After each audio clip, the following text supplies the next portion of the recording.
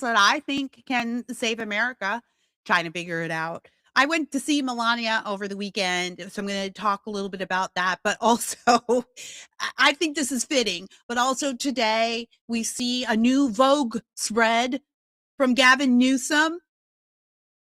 It's basically fellatio in print. I'm gonna read it. We're gonna read it together. We're gonna read that together. And I have not read the whole thing, so it's gonna be a surprise for both of us. But I thought I want to talk about the Melania movie before I talk about this because I think this is really relative. Like, isn't it interesting that today this Vogue profile comes out about this absolutely vapid governor of here in California? And, he's fine, but he's not, an international supermodel or anything. Meanwhile, we have an international supermodel as our first lady, and the mainstream press refuses to cover her. And so I love what the Trumps did. This is I'm writing my review on my Substack, and you should go sign up for my Substack, justkiradavis.com. I'm writing the review right now, but the Trump brand is if no one's going to do it for you, then get it done yourself. That is they are go-getters. And Trump has never been the kind of guy to wait around for something to happen or to wait around for people to recognize that he's doing great. Right? You see it all the time. Like, he's the guy out there telling you, he's going to be out there telling you all the time, yeah, I'm doing great. Yeah, I'm the guy that solved this problem. I'm the guy that brought you this. I'm the guy that saved this. Like, he says it all the time. I know people think that's arrogance. Perhaps it is, but is it arrogance is if it's true? And I mean that sincerely because I don't like being around men who are always talking about their accomplishments. Like, I know that that's annoying, but on the other hand, if I'm just being honest with myself, is it arrogant if it's true? So Trump has always been the guy to sort of like just push ahead and get it done. Don't wait for anyone else to do it for you, or don't wait for as we would say, don't wait for anyone to give you your flowers. Give yourself your flowers. You know, um, He's a big believer in making things happen by saying they're gonna happen, and then they happen. So a great example of this is if you read The Art of the Deal, which I think you should, I think everyone should. It will change how I don't roll your eyes. If you haven't read it, it will change how you look at Donald Trump. I mean it. I mean it. And in The Art of the Deal, he talked about building the ice rink in Central Park.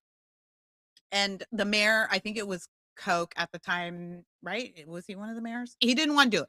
Whoever the Koch, he didn't want to do it. And whatever. It was politics. It was real estate, whatever. And Trump was just on the cusp of getting the agreement from the city, but they would never go through. And finally he said, you know what? Screw it. We're just going to have a press conference. Bring in the contractor that I haven't even signed with yet. But I'm just talking to. Bring in the contractor. Bring in my business guy friend from over here. He's kind of influential. Call the news station, see if anyone will show up, and let's announce that we're building the ice rink here. We're not going to announce the deal's done. We're just going to announce we're building it here. We'll see who shows up. Turns out every TV station showed up. It became a big deal. Next day, mayor calls. The ice rink's approved. So in the case of Melania, we have a woman who's actually a supermodel. Actually, we had to pretend that I actually was a fan of Michelle Obama's style. I know a lot of you are going to roll your eyes because I believe you let your personal opinions of her personality, which is very ugly, affect how you viewed her in office. I thought she was quite fashionable. The best, no. Was everything a hit? No, but I thought she was one of the more stylish first ladies that we've had in a long time. I don't subscribe to the theory that Michelle is a man, and I usually don't entertain that. I think she's a black woman, and I think a lot of white conservatives don't always understand like how black women look. They do look a little different body shape and even the aesthetics. What we find, I think, attractive according to your tribe, to your race, is not always what everyone else finds attractive. So I actually thought Michelle Obama was just fine. She had some hits. Alexander McQueen dressed her, and I love Alexander McQueen. She had some misses. But Melania is nothing but hits. And she's nothing but grace, and she's nothing but beauty. There's never a miss, right?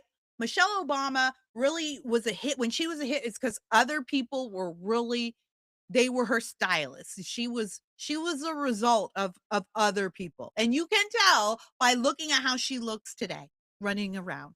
She looks like a fool. Right? She doesn't have those same stylists. She doesn't have the White House stylists anymore. But Melania, she doesn't need it. In fact, one from the movie in the movie, and I'll talk about it briefly, but in the film, we see her longtime fashion designer who designed her inaugural gowns. He's been with her since the first administration. And he talks about how he loves working with her because she's a model. And so she speaks the language. So it's really easy to work with her, right? She can tell him, I want this tacked down here and I want this collar wider and I want this pulled in. She speaks the language.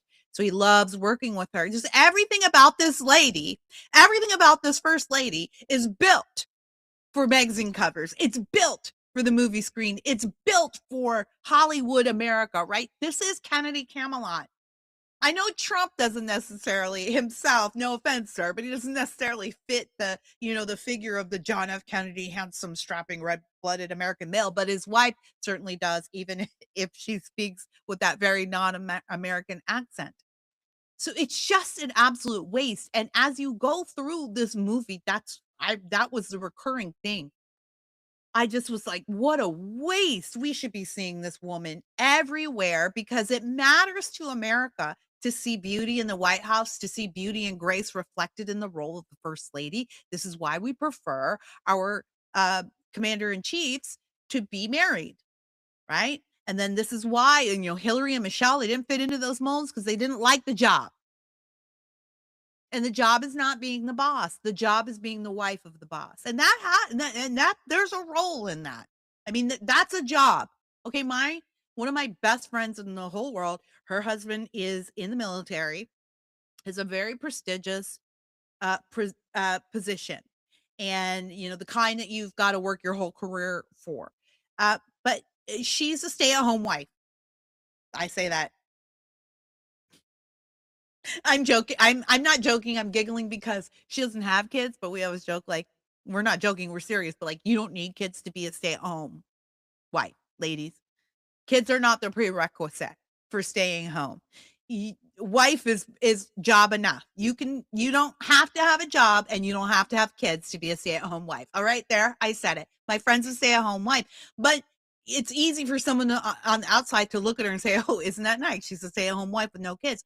But she is a wife, and that is actually part of what she does. She's the wife of that military officer. She attends the events with him. She remembers the birthdays. She remembers the grandkids of the people he's supposed to remember, right? She makes sure that the wives of the other officers are taken care of, that their families are okay, that everyone has what they need. She holds the social events. Not to mention all the moral support she is for her husband as he takes on a very important position in our nation. Um, and so I think like the job of the first lady, that is a job. Being wife is job. That's what this movie is. That's what this movie is. So it's not a pure documentary. So if you're going, you're thinking you're going to get this really deep inside scoop. I've seen some of the left-wing reviews. Obviously, they were always going to hate it. It's not hate. It's a very good movie. Like it's very well produced.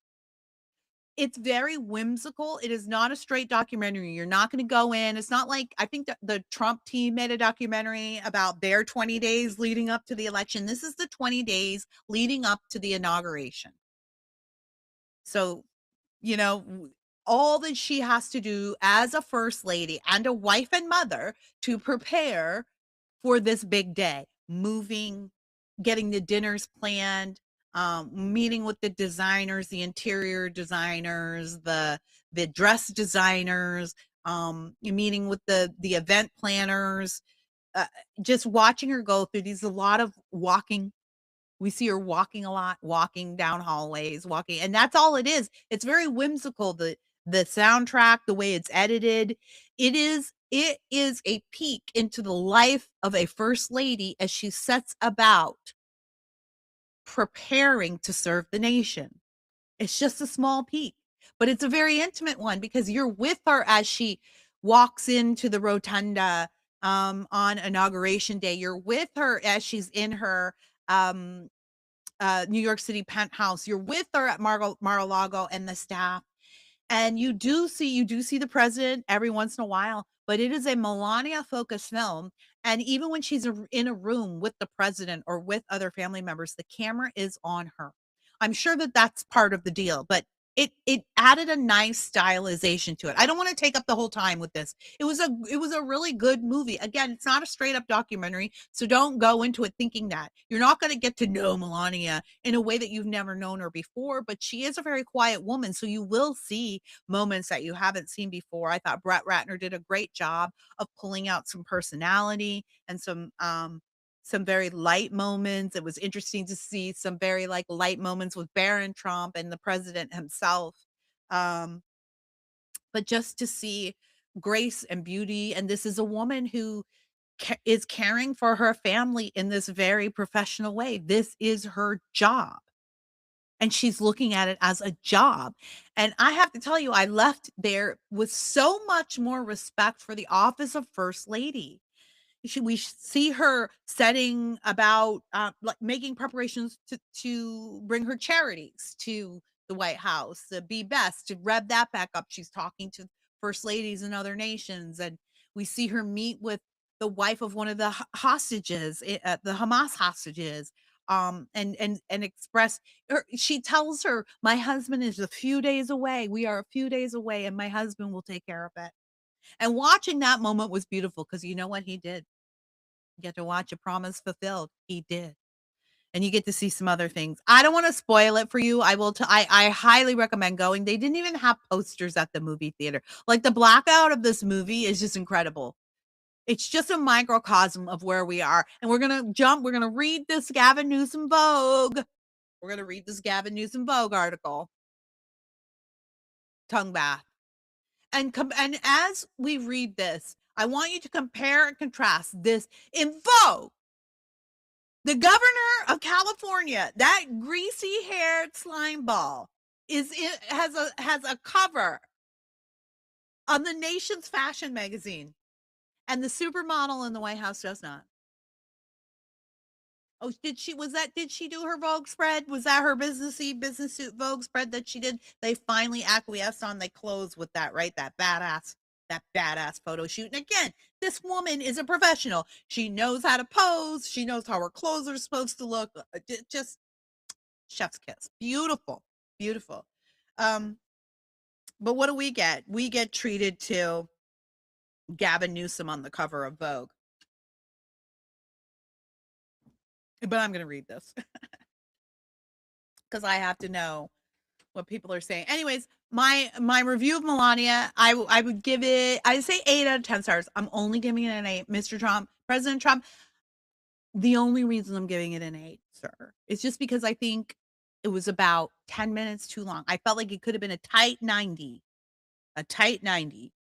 We could have clipped some of the walking scenes. And by the way, don't change anything. I love seeing just Melania walking from location to location, but it's almost like you get to see what she sees.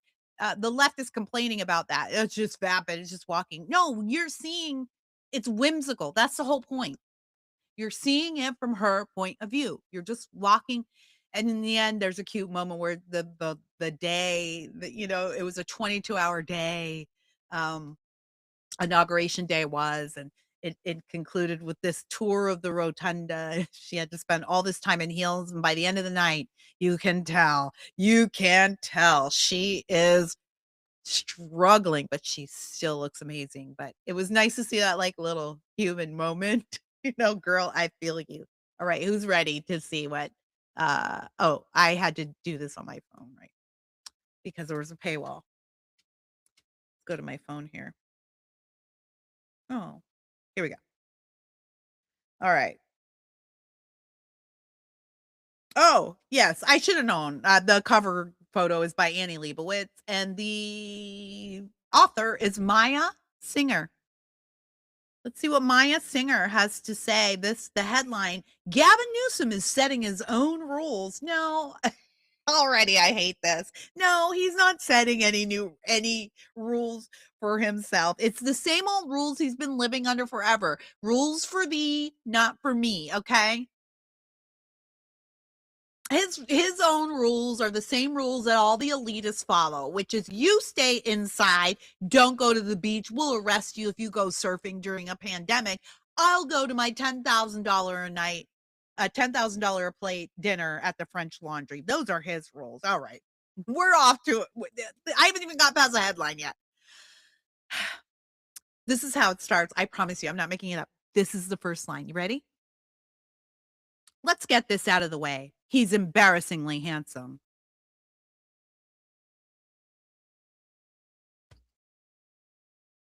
What do you do?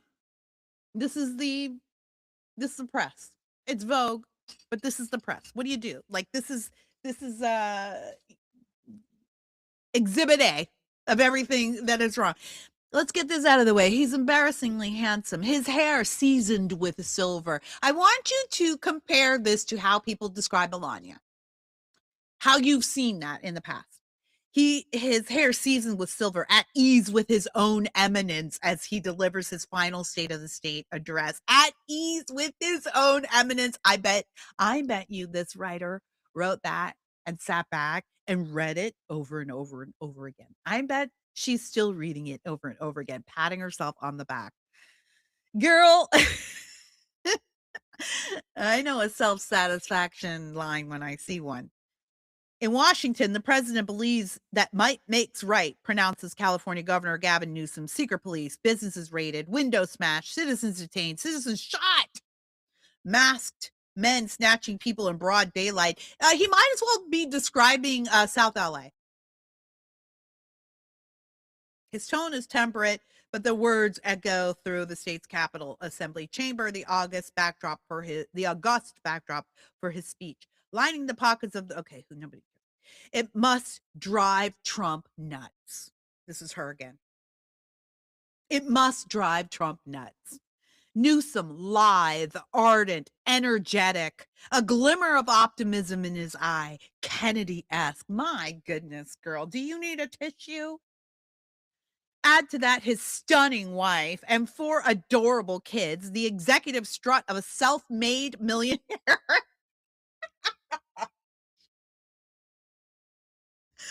She called him a self-made millionaire. Nancy Pelosi's play nephew.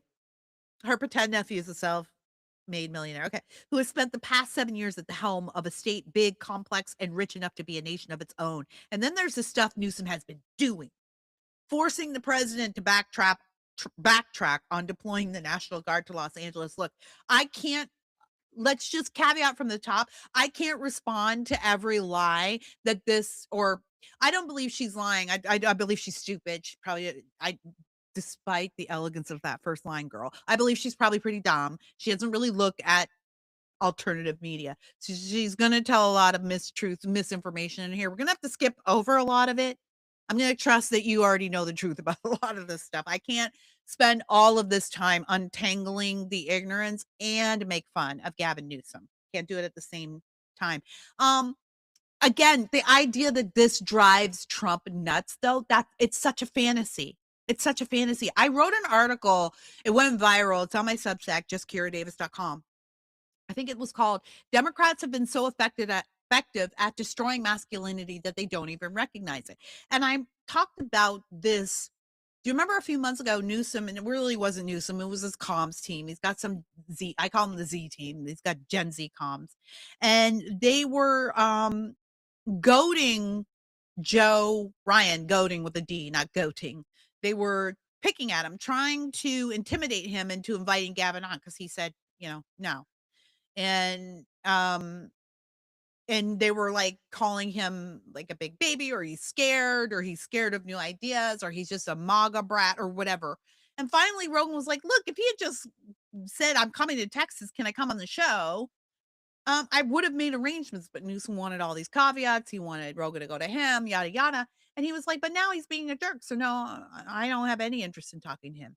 And I said in that article, I said, the reason why, again, this is not Newsom doing it. It's his Gen Z team. But the reason why they did that is because they don't know men and they don't understand men.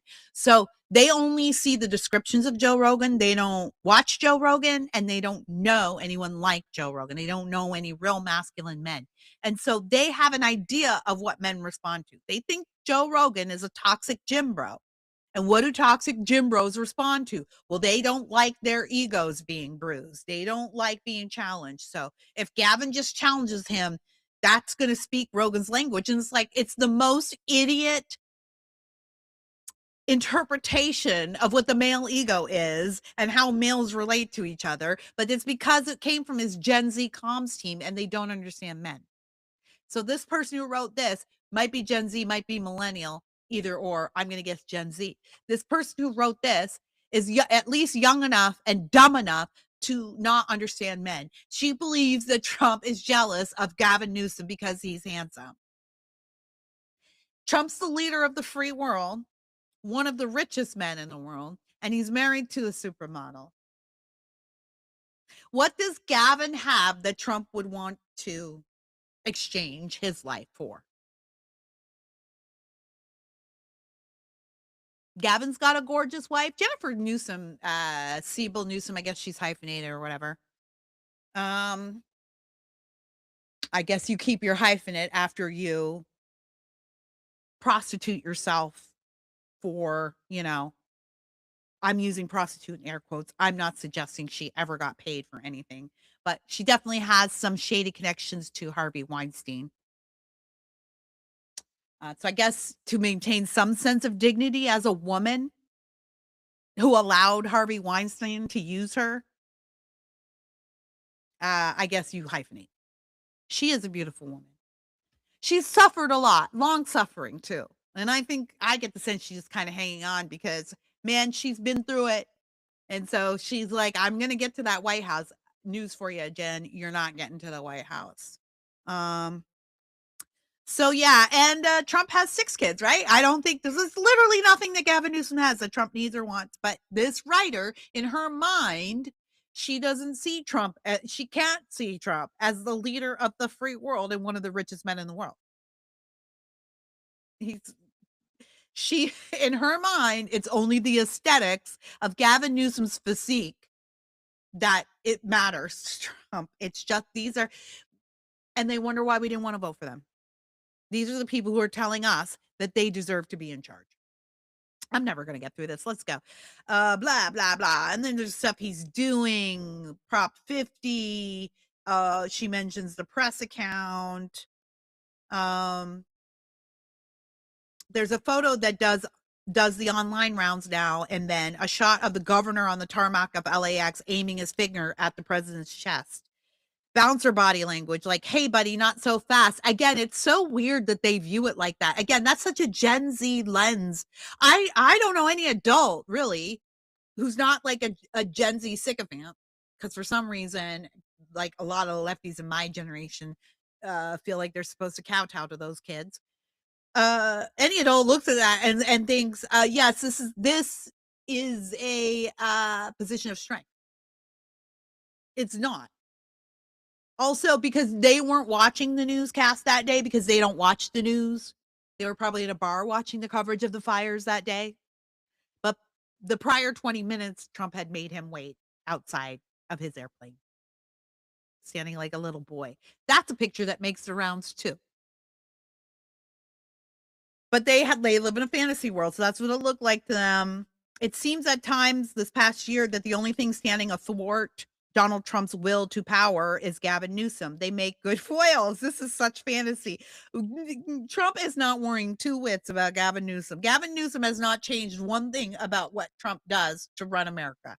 Both are masters of modern media. No, they're not. Both in their own way know how to star in the politics show. Okay, this is the point where I say to myself, this writer received some kind of kickbacks for this. Access or payment or a free trip to Gavin's winery.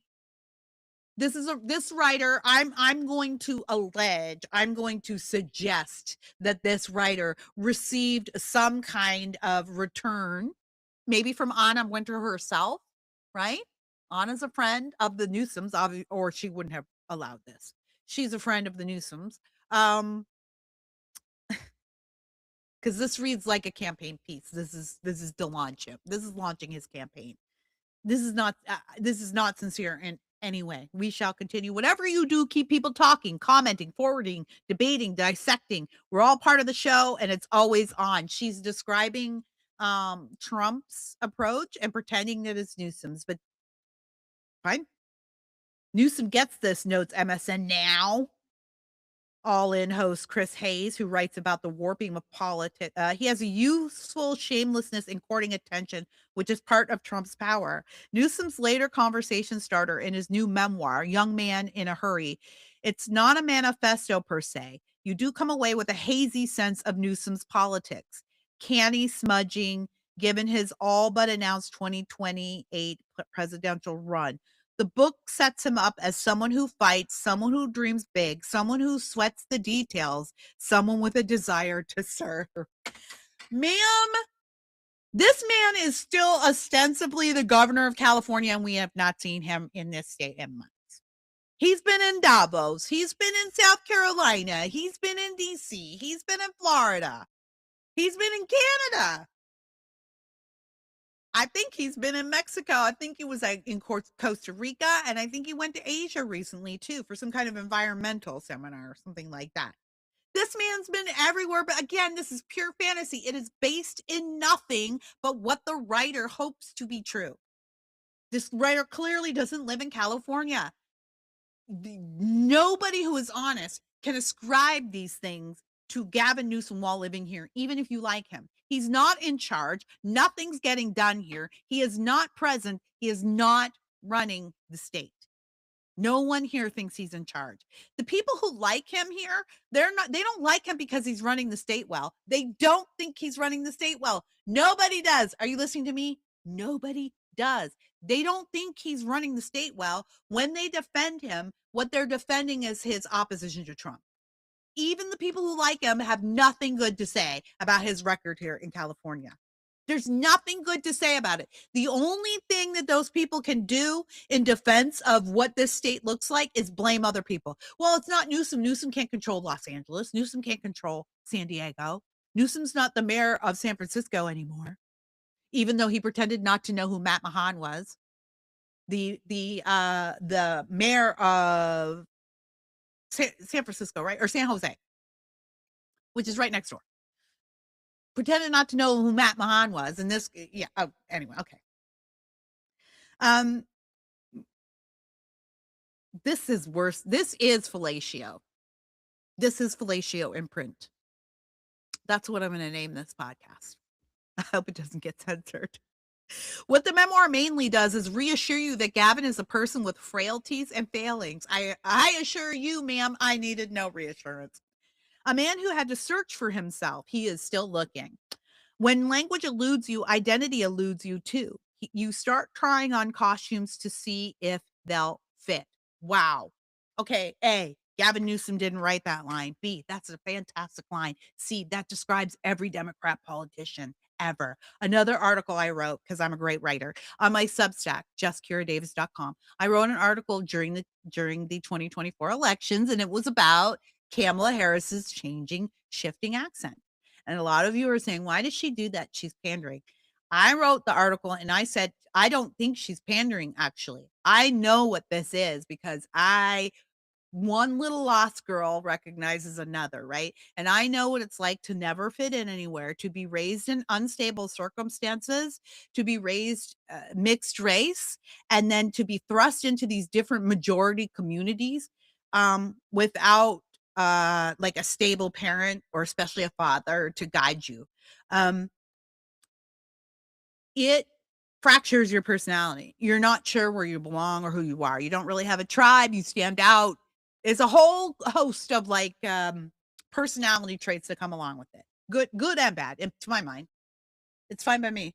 But what it does is then you have to be a chameleon because human biology forces us to fit in with something. We have to have a tribe. We've got to fit in. That's why the white elephant gets, shunned, or the white tiger, the rare white tiger that gets born, they shun it, the herd pushes it out. They're a danger because it can be easily spotted. So you learn to become adept, not at just being a chameleon so you can fit in better, but you learn how to speak the language of other people.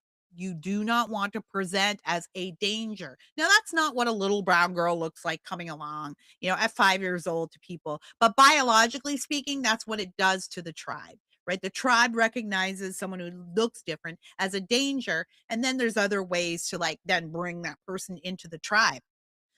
So you develop this skill set as a child growing up. You learn how to fit in to every situation. You learn how to mirror.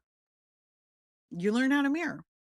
And there's a lot of times when you meet someone, you're like, wow, I really felt like that person, we had so much in common. She spoke to me. And a lot of time those people, what you're seeing is yourself, because those people know they don't do it on purpose. It's just a skill. And I think it's a good one. But they're mirroring you, and that's what Kamala does. She's just mirroring. I don't think she's being deceptive or intentionally pandering. I really don't. I really, really don't. I just think it comes naturally because she has learned how to speak the language of each crowd that she's in, because she doesn't know who she is, right? I had to learn who I was. And you know how I did that? Jesus, right? So there's no better identifying marker than the marker of Christ, than the cross. So that's where I found who I was, but she hasn't yet had that privilege. And I don't think Gavin has had that privilege. So waxing poetic about that one line in the book, sorry. But I think that was a beautiful line, and it's a great story of Democrats. That's exactly who they are. A lot of them feel so strange, like, even when they seem nice, there's something a bit off-putting. And it's that mirroring quality that a lot of them have. A lot of them haven't found themselves in that way. That's why they've gone into politics, because you actually don't have to be a real person in politics if you don't want to. You can just reflect the people who are voting for you, and it's easier. It's easier. It's easier to reflect someone else than to learn who you are and be that person. I'm speaking from knowledge. All right. Newsom became, by his own definition, a poser. Discussing the book, he paraphrases Oscar Wilde. Where's the quote? First you pose, then he shrugs demonstratively. I can imagine, because he doesn't know anything. He's just got bits and pieces of stuff he's picked up along the way. Like the other day when he was talking to Shapiro about trans and sports, he's like, I guess I don't know what to say about that, but yeah, but the grace of God, I go. This is a complete bastardization of what the real sentiment was. Discussing the book, he paraphrases Oscar Wilde. What's the quote? First you pose. Who knows? As in, who knows where you'll go once you've peered behind your own mask, which in writing his book, Newsom says is what he set out to do. The process itself, it allowed me to shed a lot of that layer, he notes, and let some things go. Like when my mother told me it's okay to be average. I had so much resentment, so much hate. Oh, this is insightful. I want you to think about what I'm about to read about his words. And I want you to understand that nobody leaves these things behind unless they have had a spiritual conversion. Nobody leaves them behind. Nobody leaves them behind. Even if you have, these things still become part of your human nature, but it's through the power of Christ that you tame those things, and then they come, as the Bible tells us, all things work together for his glory. So then God allows those things to work together for his glory. But I just want you to keep in mind that this man is not healed. So what he's telling you from his childhood, you can apply it to today. The process itself well, like when my mother told me it's okay to be average, I had so much resentment, so much hatred, and frankly, I was feeling that even during writing. He hates you. And then I began to understand she was trying to let me know, Gavin, it's okay to be you. No, that's not what she was saying, and that's not what he heard. That's BS right there, calling it out. I can read between these lines. I'm old enough. That's not what she was saying. And the reason why he had resentment is because what she was telling him was he was average. She was telling him he was average. He just admitted, "My mother told me I was average." And you know what, folks? I would never say that to my kids. You know what I've always told my kids? It's perfectly you don't have to be, uh, a star student.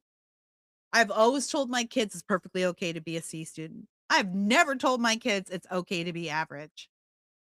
And I only see my kids as above average. My children are beyond average. My kids are very unique. I think they're the most talented, unique, and special people in the world. As you do yours, I hope, right? And we're both right. But Gavin's mom, she wasn't right. She was wrong. Because she looked at her son and said, "Son, you're just average. Be average." Why is he so hateful and resentful? Why was when he looked like he was going to get recalled before the rest of the mail-in ballots came in? Why was he out there in a pair of blue jeans looking all awkward, cleaning out a homeless encampment, throwing things around like he was mad at the world? Because he was hearing his mother's voice in his head going, "You're just average, Gavin, and you're not going to make it out of this because you're just average." That's a revelation. I might have to go read this book. He is not healed from that, people. This is a man who still thinks that the world sees him as average and is determined to prove them wrong.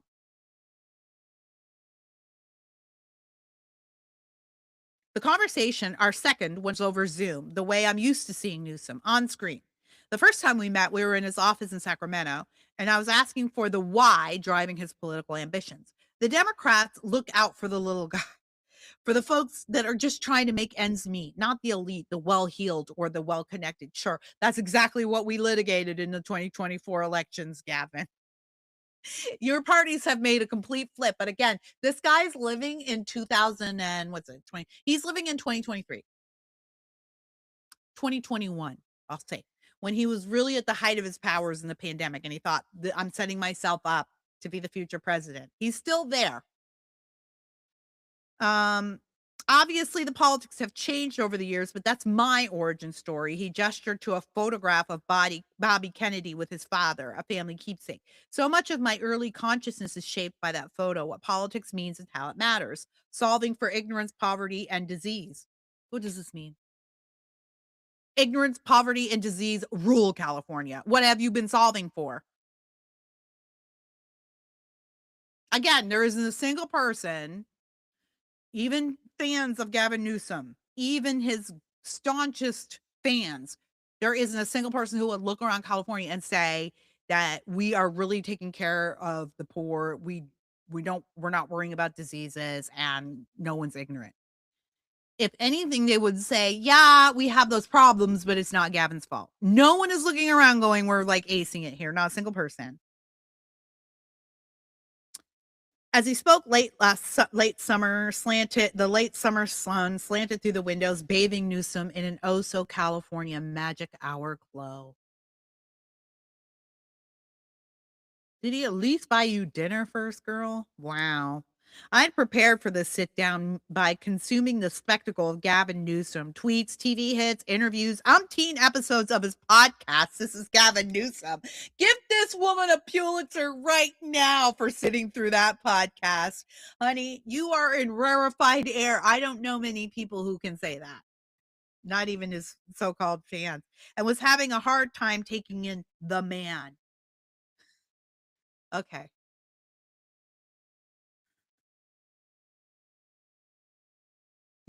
What was this woman doing while she was writing this? What was she doing? Let me start.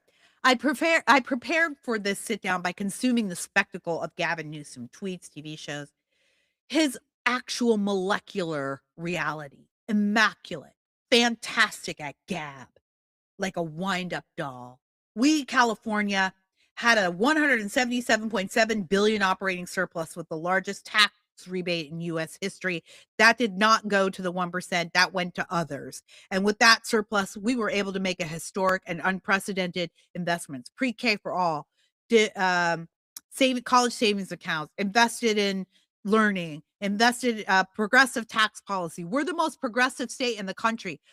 Uh, Contrast that with Florida, the most regressive state. Florida is a high tax state. We're not. Again, no one in California thinks this. Is this a story? This is not a journalistic endeavor. Again, this is fellatio in print. Did she check any of these numbers? We do not have a surplus. That surplus disappeared the second the words from the page Gavin Newsom read it from disappeared because it was never real. We are in a deficit. We have a $33 million deficit, something like that right now.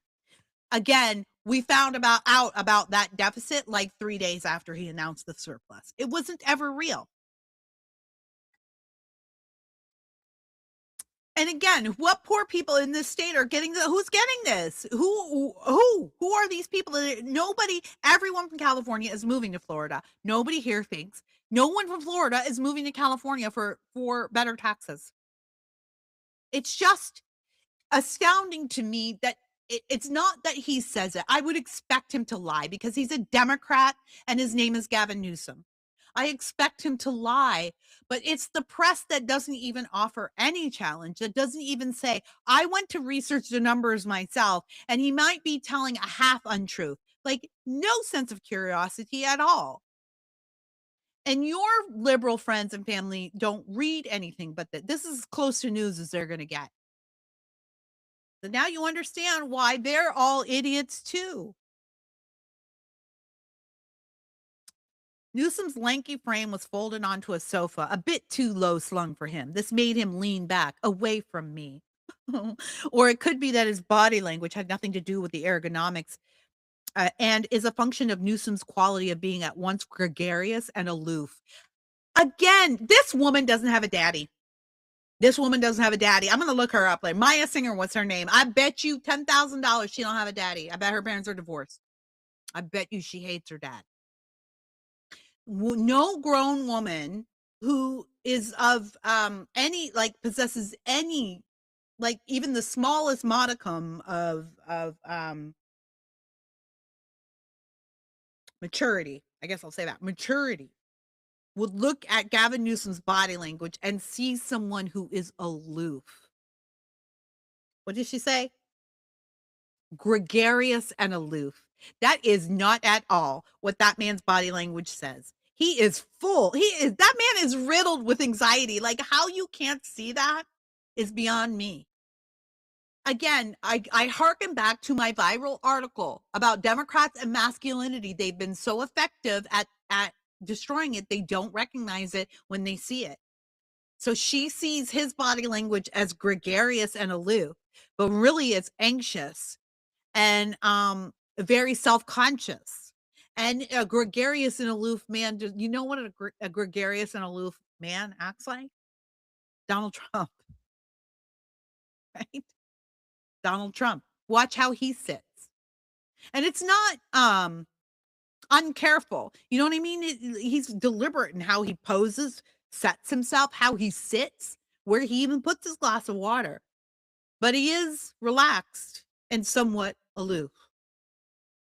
And Gavin, that pointing picture, to me, that's a signal of the daddy issues of America.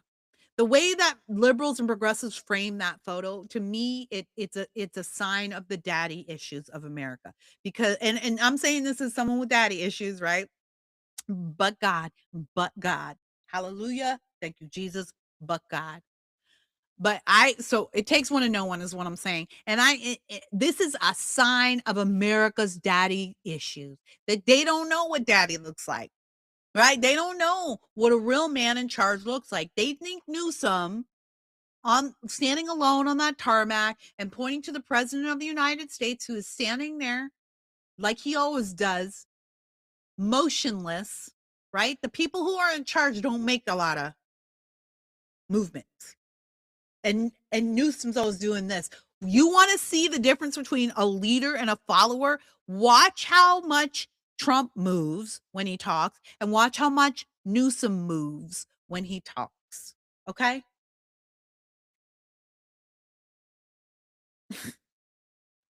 Does he bare his soul? Not easily, says Stanley Gotti, one of Newsom's dearest friends. Gotti met Newsom well before he stumbled into a career in politics, back when Newsom was just a hustling San Francisco restaurateur and wine merchant, an honorary member of the wealthy Getty clan and an in-demand bachelor about town.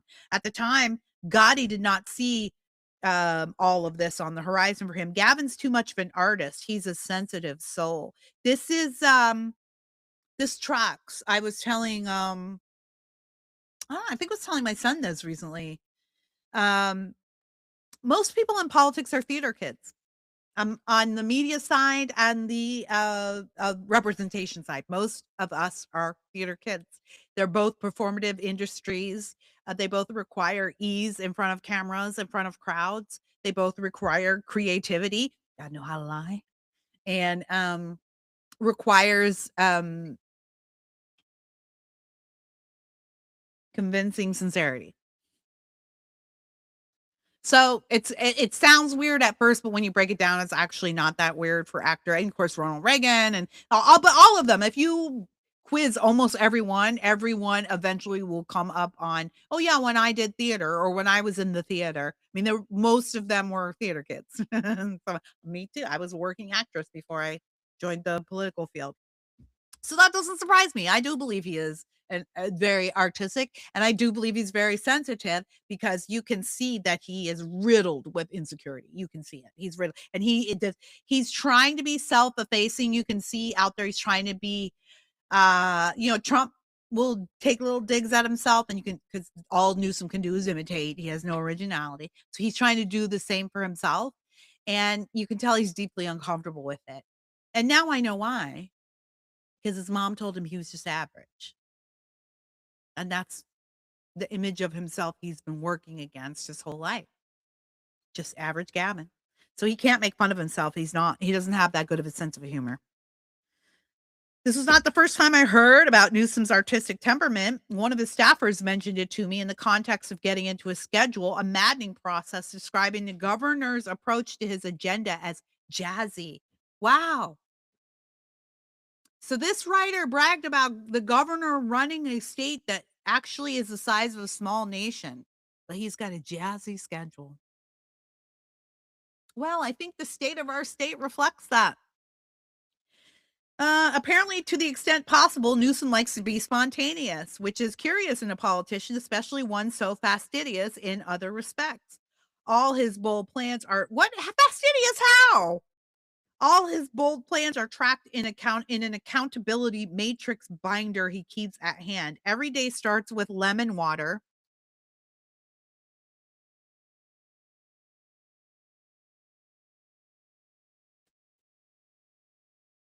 Is this from his accountability binder? I'm sorry to leave you with dead air, but I just cannot believe that this is what tops the list in his accountability matrix binder. This is how she starts explaining um how fastidious he is. Every day starts with lemon water, and he consumes nothing but fruit until noon. If Newsom has him spotted disheveled in public, show me the proof. All right, challenge accepted. And yet, the frescoes of Giotto, from the dawn of the Renaissance to the intense dark and light from the angry hand of Caravaggio, I had never derived such contempt from a book, Newsom writes in Young Man in a Hurry. He did not write that. Gavin Newsom did not write that. Maya, did you check? Did you do any fact checking for this? He did not write that. Recalling a semester abroad studying art history in Rome, then at university studied political science. I'm a stuff everywhere person. He has I'm a stuff everywhere person. He has defined piles, says first partner Jennifer Siebel Newsom. All right, America, if you elect the Newsoms to the White House, you're not going to get a first lady. You're going to get a first partner because that's what she's called here in California. Yeah, that's her official title, first partner. Yes, everything is ridiculous here. Yes. I'm a stuff everywhere. Okay, when he cooks, he cleans as he cooks. Dishes in the dishwater, though I don't always agree with how he puts them in, she adds, echoing a lament of many partners across this great land. He's not a robot. I disagree. But basically, he's at it 2 hours before the rest of us. Mr. Fix It. When you're married to that, it can get exhausting. I work hard, but sometimes I'm like, okay, I'm going for a hike with my girlfriends, and he just keeps going. Okay, you know what I hear? Reading between the lines there, he doesn't prioritize the family. Now, this is actually, I'm going to gin up the rumor mill here in California. This is actually a very heavily circulated rumor that the Newsoms have long had marital issues around his work schedules, his time with the family, and his time with other women. So taking all that into account, knowing that they have, and as a matter of fact, there was a rumor that they had separated actually during COVID. And I think I believe it because there was a very odd picture of Jennifer Siebel Newsom at one point where they hadn't been seen together a while. These rumors were swirling, and it was during the fires. And Newsom was out and about doing whatever. I guess he was his fastidious schedule, whatever he was doing there. And somebody posted a picture of Jennifer Newsom on Rodeo Drive with her bodyguard walking into the Gucci store, which was very distasteful in the middle of this wildfire crisis. I think it was a picture from an earlier date, though. It wasn't from that day. But still, it was her camp that leaked it. And it made me think, like, why is she leaking that? Like, because clearly that came from her camp. Why would she put it out there? My suspicion is that it was a message to her husband. Something in that picture meant something to them. Maybe the bodyguard, maybe the store, maybe the day. I don't know, but something in that picture was a message to her husband. I think the only reason Jennifer Newsom stays around is because she's really hoping that they're going to get to the White House. Again, Jennifer, I don't think you're ever going to get there. And I think that there is an increasingly good chance that your husband might be in jail before then. But that remains to be seen. It's a need to take care of people, Siebel Newsom goes on. He was raised by a single mom who held down 2 or 3 jobs, and he had to be the man of the house in a way. She says, in a way. And that's how she said. He had to be a man of the house in a way. And his environmental activist judge father, he indoctrinated, again, her words, he indoctrinated Gavin with a sense of justice and fairness. And so he'll take everything on. I remind you, I remind him you don't always have to be the savior. Okay. Let me reframe what she just said for you, because in her mind, that she knows he's nobody's savior and she knows he's not saving anybody, because in California, life's worse than ever. Her family is lonely, right? Their businesses are in trouble. The feds are here investigating. Like, he's not saving anybody. We have homeless people dying in the street. There's nobody who, again, even among his fans, who would say Gavin Newsom saved me. All right. So that's a twisting. Gavin Newsom's mother said that he was average, which she admitted to in so many words. Gavin Newsom's mother called him average. Gavin Newsom's father left him to be the man of the house, but didn't raise him, but indoctrinated him per his wife. Didn't raise him, because if he raised him, Gavin wouldn't have had to be the man of the house. So he didn't raise him. He indoctrinated him into a social justice warrior. Okay, you know what that is? You know what that guy did? He didn't raise a social justice warrior. He didn't raise a guy who thinks it's his job to save everybody. He raised a people pleaser. That's what he raised, Jennifer. That's who you're married to. Gavin's a people pleaser. That's why he's a Getty, part of the Getty family. That's how he has ingratiated himself to the Pelosi's all these years. He's a people pleaser. That's why he's had so many problems with women, because he's not a man in charge, right? He's not alpha in the relationship. You know this, Jennifer. We both know this because we have mutuals. He's not the alpha, right? So he's a people pleaser with a daddy wound and a mama knife stuck in his heart. And that's how he runs California. Newsom's yin yang person, but you keep imagining he's a savior, but we both know, girl. We both know. Let me take off the glare here. Look you right in your eye, Jennifer. We both know about your husband, don't we? We have mutuals, and we both know. Newsom's yin-yang personality carries on a legacy. On his mother's side, a line of troubled souls and eccentrics. Ooh, imagine that. I'd read a whole book about his socialist avant-garde actress grandmother, stage name Trigger Addis. On his father's side, the Newsoms go all the way back in California politics. Newsom's grandfather, William Newsom, helped. Isn't this interesting? This is how this book. I have to. We're up in an hour here, and I've got to like push forward. There's so much here. It's interesting how Newsom is trying to frame himself as a poor little boy. I guess he thinks that's how he's going to run against Trump's rich guy. But he's just been connected his whole life, just like everybody else who is at the, on the elite stage in California politics. Incredible.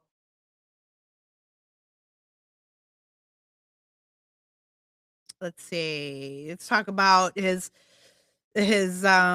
trajectory here. Let's see. I assume. All right, sorry about this. He would develop close ties with the Bay Area's emerging aristocracy and its cadre of tech founders. Google's Sergey Brin and Larry Page attended his wedding to Sibyl Newsom in 2008. I think that was after he had the affair with his best friend's wife. But before the next affair, I think. Now, Brin and Page are cutting ties with California, getting ahead of a measure that may land on the November ballot that would allow voters in the state to impose a one-time 5% wealth tax. This is the billionaire tax everybody's talking about. I assume that, as with Elon Musk decamping to Texas, this causes Newsom chagrin. But in this instance, it's the tax in his crosshairs. He's opposed. I bring all this up to point out that for Newsom, the rich are not abstract. They are not a monolith. They are the people he's around, mostly aside from his family and staff. Okay, so his is Maya, are you supposed to be helping here? I think you're helping, but you've just identified him as a part of the elite. He doesn't have normal friends. He doesn't know any regular people. Trump, on the other hand, does, because he's in construction, he's in real estate. That guy was his favorite place, to be on the roof of the White House overseeing construction. Here's where I find myself struggling. He says, I don't begrudge others their success, lies. Other good people do. And I feel my party is not as pro-aspirational as it once was. He accepts the premise, he says, that inequality and affordability and precarity must be addressed. I don't know whose premise is that. Is that yours, Maya? Is you a journalist walking into this interview with a premise? He demonstrates his policy via all of his dumbass programs that are killing us. But where my politics are different, I don't like to scapegoat, he says. The system, to me, is the issue. It may be political, maybe my political undoing, but it's inauthentic for me to attack it's inauthentic. Gavin Newsom talking about anybody being inauthentic. It's inauthentic to me to attack someone who's very wealthy and successfully played by all the rules. I gotta skip to the end here. Donald Trump loves a spectacle. Democracy is under assault. Now this is all like just him. Here's him. I'm gonna save the world. Yada yada yada. A little bit about Charlie here. Why did he have Charlie here? Let's see. To be clear, the majority of his Newsom podcast is not MAGA aligned, so she's defending that. The show has drifted leftward since Newsom entered his leader of the opposition era last June. But he stands by the choice to launch with Charlie on. He said, I don't share his politics. I didn't like the way he talked down to people. Gavin Newsom, the ultimate snob. Charlie never talked down to anyone. He was only ever gracious and kind. He never talked down or rudely to anyone. Go, Maya. Again, 1 ounce of curiosity. A single drop. A single freaking drop. The purpose was to discuss why the hell does he have so much influence? Wake up. There's 40%. Again, yeah, why? Ask yourself that why. There's 40% or whatever it is in this country that feels deeply differently than we do. It's about 60, my friend. You're the minority. You guys have been cheating your way into the majority. You're not. And we need to understand this movement and not be so quick to dismiss it. Divorce is not an option. So what are we going to do about this? Again, he continues. Again, he thinks he's talking Trumpian language. He thinks he's talking leadership language, but it's still the language of a divisive moron. because he's still talking about people as in what are we gonna do about you? His goal is what are we gonna do about you? When you listen to a guy like Trump talk, what he talks in terms of what are we gonna do for you? That's what's attractive. Newsom's out there to I had Charlie on because I want to know what do we do about the Charlies. He never frames his political argument in terms of what I'm going to do. What about what we do for the American people? In fact, he rarely mentions Americans. He only ever talks about immigrants, and he means illegal immigrants. I don't think I've ever heard Gavin talk about what he will do for the American citizen, the American taxpayer. No one ever. A matter of fact, Donald Trump and the Republicans right now are the only people in politics doing that. If you're a Democrat and you're watching this for some strange reason, ask you guys never talk about Americans. You never talk about us. You only ever talk about immigrants. Immigrants are our strength. Illegal immigrants, no one's illegal, but you never talk about, you never praise the American taxpayer or the American voter. You never have nice words for us, ever. Can one frigging person over there be nice once in a frigging while, you absolute losers?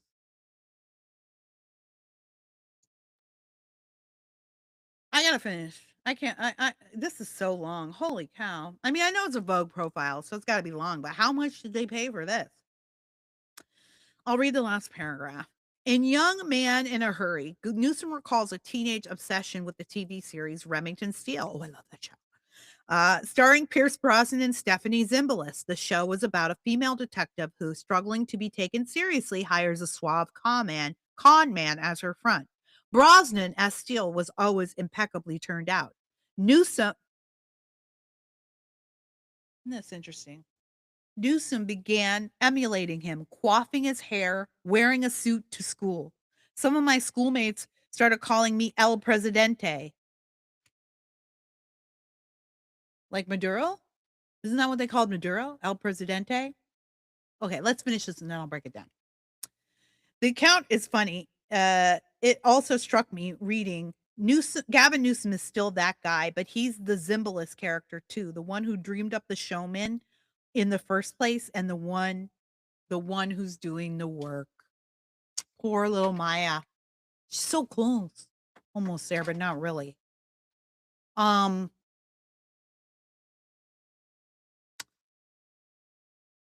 That's very interesting. First of all, Remington Steele, great show. Great show. Yeah, a show about a female detective who can't get work. And so she makes up this character, Remington Steele, and Pierce Brosnan is like the face of it, but she's the work. Okay, this makes a lot of sense. And it makes sense that Gavin would emulate himself after that guy. I want you, again, I'm going to wrap this up. I want you to go back to what I said earlier in this podcast. Everything you hear about Gavin Newsom, don't leave it in the past. Think of it as present. Think of it. He has not healed from any of this, people. You have not seen one shred of healing. He is not giving you, I had a conversion. I went to rehab. There's nothing about healing, growing. He's still this person. Okay. So you can still apply all of this to present day Gavin Newsom. He's telling on himself and he's telling you he's fake. He's not real. He's an empty suit. He is a made up character that somebody else put in front to sell the work. And as for poor little Maya, who thinks that he's also the Stephanie Zimbalist character who's doing the work, he is not. That would be the Nancy Pelosi's behind him. You didn't spend much time with him. The reason why his schedule is like that, my friend, is because he doesn't work. He doesn't know how to work. He knows how to be jittery and do interviews. He barely knows how to do that. That's why he doesn't do unfriendly interviews, because he can't he can't conduct himself. But this is who he is. He's a fake. He said it himself, a Hollywood character, a made up person. And what was his nickname in school? The same thing we called a drug lord authoritarian that we just took down in Venezuela. This guy is the very definition of an empty suit. And the second he hits that primary stage, and he's gonna have to go up against all these other Democrats, including Kamala Harris. Why? He's gonna melt because he's never had any pushback. He's gonna melt. He's gonna look as silly as he did in Davos. But I want you to know what's happening here because I think in some respects, the cringeworthiness of his world stage performance is meaningless to him. It doesn't, I think it does affect him. I think he hears everything. He doesn't like being made fun of. He doesn't like it when we make fun of his hair. He doesn't like it when we make fun of his face or how like his lanky body or whatever. He doesn't like it. It actually does hurt his feelings. It makes him feel very insecure. Um, I don't know where I was going with that. I forgot. I just started I started tickling myself with like how much he doesn't like it when we make fun of him. He is not a secure man. And he's not going to be able to face that pushback. So, oh, I know what it I was where I was going with this. He sees all that. He doesn't like it. He is out there. You've probably seen it. He is out there talking out of two sides of his mouth. So he'll tell Charlie Kirk one thing, and he'll tell the left something else. This is why he's doing it. And frankly, it's why the media is reporting lies too. Because they know they are now no, they are not reporting information. They are not acting as information connoisseurs whatsoever, and neither is Gavin Newsom. He knows that he's lying, but he knows that the media he's talking to won't tell the truth. So he doesn't have to either. They won't fact check it, and neither will their viewers. They can totally tell whatever story they want. We are now officially siloed. We're now officially in our information silos. And that's why the left is telling blatant lies. They no longer have to tell the truth. They know they have trained their audience to be completely incurious. They have nothing but liars and cheats and whores, for lack of a better term, whores, prostitutes, people who are paid for their thought, paid for their information on mainstream media. So we don't have a curious press. Yeah, these people have they can shape whatever story they want, and that's what they why they get so mad about a movie like Melania, or they get so mad about when Trump put the posters out there on the front lawn, or Trump using Truth Social, or Trump going to Joe Rogan, or whatever Trump is doing that they hate. What they hate is they don't get to be the deciders of the narrative anymore. That's what they hate. And so they picked up their toys and they went home, and that's fine because we've already been doing our own thing over here because y'all wouldn't let us play on the playground. And fine, we didn't want to be with you losers anyway. And now you're mad because our toys are better. Because that's what always happens when you leave us to our own devices. We're right, and you guys are wrong about everything. So what we do is going to be successful, and then you're going to be jealous like a bunch of little babies, because that's what the left is, a bunch of little babies, and they're going to get their man baby candidate. I think that's as far as it goes. I'll let you read the rest of that Vogue article if you are so inclined. I think you get the gist of it. uh yeah, fellatio in print. I think that's what I'm going to call this podcast, fellatio in print. There was nothing of value in there. It really is just setting him. I think somebody paid for that. He's got a lot of reputation rehab to do because of the fires. We're not going to let him forget about that. But also, I tell you what, the New York Post opened the California Post last week. Joel Pollack moved over from Breitbart. He's the managing editor over there now. No, a few people have asked me if I'll be working over there. I've not been invited to work for the California Post. I do work. I know it seems ironic, but I guess they're two separate publications. So I've not been invited to do anything over there, but I do work for the New York Post from time to time. I contract over there, and you can see I do work on their video side. They do these little hot takes things, which do pretty well. Mine have done pretty well over there. And I write opinion over there from time to time. Yes, I'm based in California. That being said, still cool that they're here, I guess. It's weird to be a California writer and work for the New York Post and be very excited to see this California Post. But I just wanted to answer that because I'm getting a lot of questions. Why are you in the New York Post and you're not even in the California Post? They're two different editors, two different people. That being said, the California Post is already making noise and bothering Gavin because they're running the headlines that the mainstream press has refused to run here in California. And that's causing him some angst too. It really is. So this guy is not going to make it. I really don't think so. But what I really hope is that he ends up in jail because I suspect there are many illegal activities that are provable in Gavin's past. And this is why he's fighting so hard to get that top spot. I think it's everything. I'll end with this. You're hearing a lot of talk about Republicans stealing the midterms now. You're hearing a lot of talk about Republicans stealing elections, right? Everything that they're accusing Republicans of right now is what they did. Weaponizing government, like it's not just projection, it's also prediction. They're telling you that they're going to finish the job. They're telling you what they're going to do if and when they return to power. It's what they were trying to do the first time. They just made the mistake of thinking they had some extra time to do it, and they didn't. So they're telling you. So when everyone says that, that Trump is, messing with elections, or Trump, that's just what they're going to do, and they're already signaling it. And so again, forgot where I was going. I didn't need to go there. I just need to wrap it up because it's long enough. The point is that we're in our silos, and you can see that they are projecting everything, and it's not going to work. And I think whatever losses we take, I'm going to make this prediction. It's not going to work because imitation doesn't work, and the enemy cannot create. It can only imitate. And Gavin Newsom is the perfect political example of that. He cannot make anything of his own. He cannot produce anything. He cannot lead anything. He cannot solve anything, and never has. He can't do anything. He is actually terribly average. He can only imitate. And that's a losing mentality. And Trump knows that. And that's why what's the Newsom's fans think that what he's doing is so great, and it makes me feel sad for them too. It makes me feel sad for them too, because they don't know how pathetic he really is, and they don't know that he's just a big baby working out his daddy issues.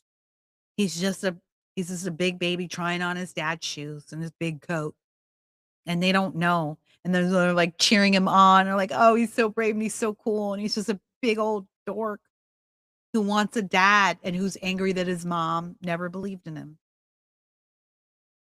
All right. Well, tell me what you think. Drop it in the comments. Write me, Kira Davis at protonmail.com, or hit me up on any of the socials, justkiradavis.com. Go find my new show, The Orange Report with Kira Davis. You can find that on YouTube, everywhere really, but it's an Orange County based news and opinion show. And if you're interested in California news, I think you'll like the show. But it really is for those in Southern California who don't get enough news out of this county because we're sandwiched in between two lunatic counties. So I thought we needed our own show. Go check that out. Orange Report OC everywhere. I'm Kira Davis. This has been Just Kira Davis, just telling you the things I think can save America.